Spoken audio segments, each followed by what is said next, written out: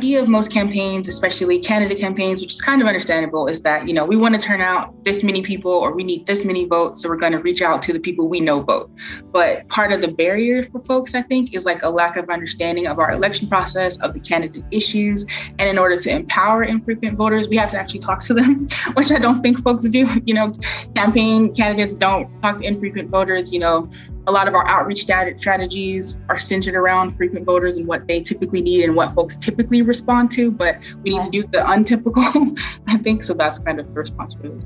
There's a huge interest behind bars on what's happening in our communities, because as you know, 95% of those incarcerated return to the community. And so it is extremely important that those who we confine behind bars are civically engaged and knowledgeable of the issues of the day, whether they are local, state, or national, because we are involved, if not personally, through our families, through our friends, through our interests, but most importantly, because we return back to our communities. It's not just about barriers, it's also the feeling of inclusion. There are many people who are immigrants to this country who feel that they are not part of this country. This is partly rooted in history. It's partly rooted in the images that we see on television. It's in the expectations. I know when my parents came to this country, they really didn't feel that, voting was for them. One of the things that we found was that 50% of Native voters reported not being contacted by a political campaign at all from either side. 50%. And if you remember 2012 or 2016 or 2020, I think the most people probably listening to this couldn't get away from political campaigns, right? But if 50% of Native voters don't even get contacted by a campaign, then they actually live in an information environment that's completely different than folks outside of the Native community. They might not know which candidates to support. They might not know the process of voting. Political campaigns actually are like one of the largest drivers of kind of information for the average voter on how do you access vote by mail? How do you when does the early voting deadline start? When is the voter registration deadline?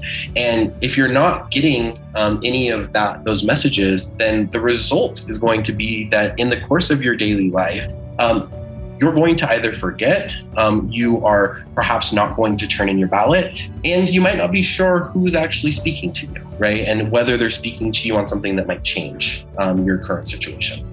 We believe that unless we address the fundamental human development needs of immigrants, it will continue to be a barrier to civic participation. When you are worried about food, when you're worried about becoming bankrupt because you don't have access to healthcare, you're not thinking so much about voter engagement.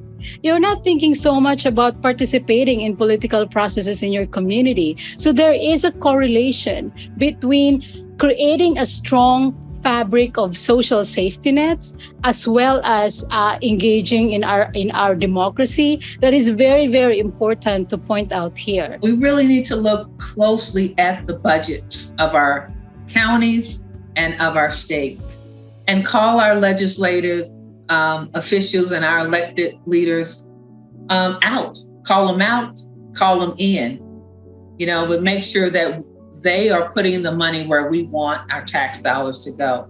And that should be in building healthy communities, not in building prisons. I generally am a proponent of elected officials and candidates knocking on doors and really being in touch with the communities that they want to serve. It is a privilege to serve on behalf of the people. Every person who I interact with who starts getting access to the right information and getting plugged into people who are participating in things and bringing the other folks along with them, there's not a single person I work with, not a single student I've ever taught who doesn't say, oh my God, let me be a part of this. I think that this is why the humanities work that this entire organization is dedicated to is so profoundly important, because it is every single bit is one brick that builds the foundation for all of us to stand on together.